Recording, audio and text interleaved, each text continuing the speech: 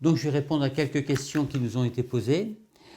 Alors d'abord sur les frais d'intervention, quelle est la part des frais d'intervention et des frais bancaires dans le budget d'un ménage? Alors simplement, par rapport à tous les dossiers que nous traitons, la moyenne pour des particuliers c'est de l'ordre de 4 000, 5 000 euros. La moyenne pour des entreprises c'est de l'ordre de 12 000 à 15 000 euros. Donc ce sont des parts qui sont très importantes. Et ce qui m'amène à la deuxième question, ces frais d'intervention correspondent à quoi? Quel est le service qui a été rendu pour justifier le prélèvement de ces frais? Le service rendu des frais d'intervention est relativement simple. Vous avez un compte qui est, disons, à zéro et un prélèvement de 120 euros se présente. Le chargé de clientèle, lui, va examiner, va avoir l'information sur son écran et va examiner votre compte pour savoir, évidemment, si le salaire arrive, s'il y a des virements, s'il y a d'autres comptes, s'il y a autre chose. Il va mener les investigations nécessaires pour répondre à une seule question.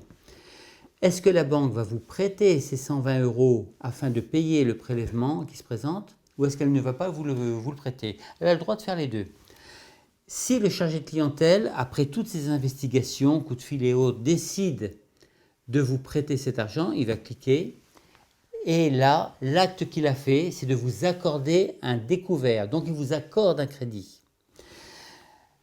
Bien entendu, il peut se rémunérer pour ce travail.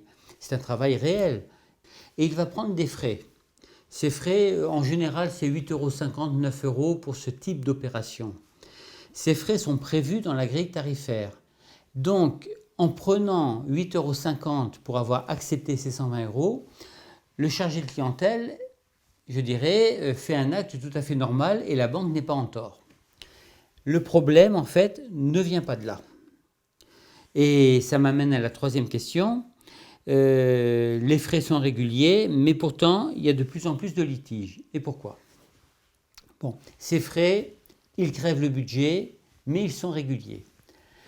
Le problème vient de la manière dont la banque va présenter le taux qui représente le rapport proportionnel du coût du crédit.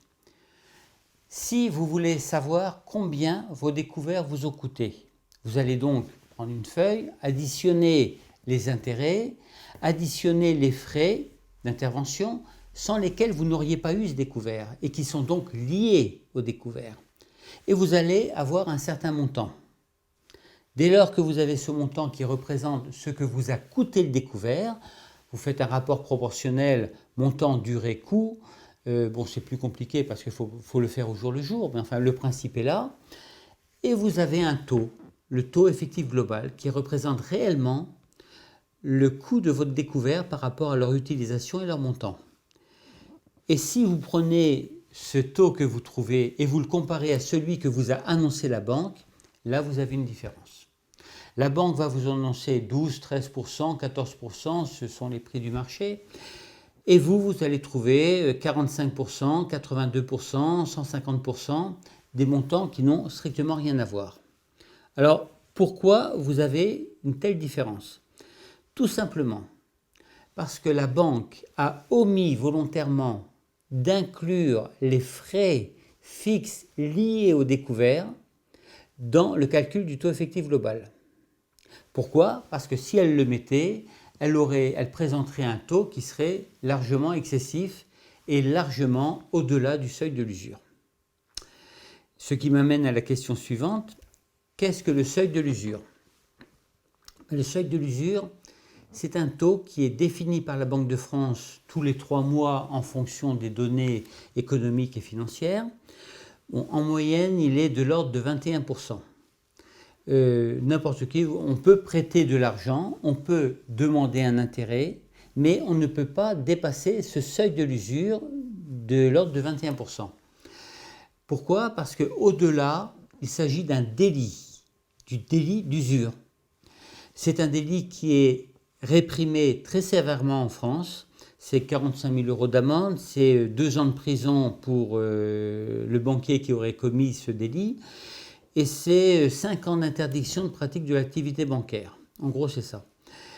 Seulement vous arrivez avec un taux de 84% par exemple, évidemment il est très largement au-delà du seuil de l'usure. Et donc, vous pouvez attaquer la banque pour délit d'usure. Et il faut savoir quand même que ce délit d'usure est commis quotidiennement par toutes les banques. Donc c'est quelque chose qui est très grave et c'est quelque chose qui est, bon disons-le quand même, assez étouffé, notamment par les autorités. Il est vrai que ce problème de l'usure est assez complexe et ce qui permet aux banques de passer au travers des mailles du filet. Et donc, qu'est-ce qu'il faut faire ? Je dirais que ce qu'il faut faire si vous êtes un citoyen, un bon citoyen normal, c'est de dénoncer cette pratique, d'aller en justice, de porter plainte, d'assigner la banque, soit en civil ou en pénal, et de faire quelque chose. Vous en avez moralement l'obligation. Alors, c'est une question, c'est est-ce qu'il n'est pas osé d'attaquer une banque? Est-ce que ce n'est pas le pot de fer contre le pot de terre, etc. Oui, c'est osé. Oui, c'est osé, mais vous devez le faire. Vous devez le faire parce que ces frais qui représentent quand même des milliards, je n'ai pas les chiffres, mais on m'a avancé le chiffre de 24 milliards par an, c'est quand même une somme qui est gigantesque, et donc il faut dénoncer cette pratique. Alors pour cela, c'est la question suivante, comment aborder ce problème ? La plupart des personnes qui ont perdu contre les banques, c'était toujours pour la même raison, le dossier était mal préparé, incomplet et imprécis. C'est pour ça que nous agissons au niveau de notre cabinet pour présenter des dossiers qui soient extrêmement clairs et extrêmement précis. Bon, je passe sur les détails. Nous reprenons toutes les écritures une à une sur un tableur. Ensuite, on recalcule les soldes quotidiens. On fait toute une masse de calculs de manière à faire ressortir la preuve absolue, que le 15 mars, il y a eu 8,50 € de frais d'intervention de prix. Le 14 mars, le solde était par exemple de moins 650 € et le 15 mars, il était de moins 800 €. Donc il y a eu un découvert d'accordé. Et là, nous avons la preuve. Et les banques ne le nient pas. Une fois que nous précisons, le dossier fait à peu près 120-150 pages. Mais on fait une synthèse qui soit extrêmement claire, une synthèse qui s'adresse à quelqu'un qui ne connaisse rien à la banque.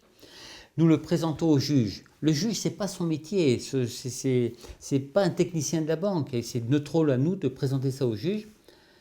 Et le juge, il faut qu'il comprenne ça en 20 secondes, qu'il voit exactement quelles sont les infractions qui ont été commises. Et dès lors, effectivement, et ça, on a le témoignage et la preuve par les différents procès que nous avons gagnés, avec un dossier précis, on est quasiment sûr de gagner contre sa banque. Bon, voilà, j'ai donc terminé sur les questions principales. Bien entendu, vous avez le site qui s'affiche, vous avez d'autres précisions. Vous pouvez nous contacter, on vous répondra. Et je vous remercie donc de votre attention et je vous dis à bientôt.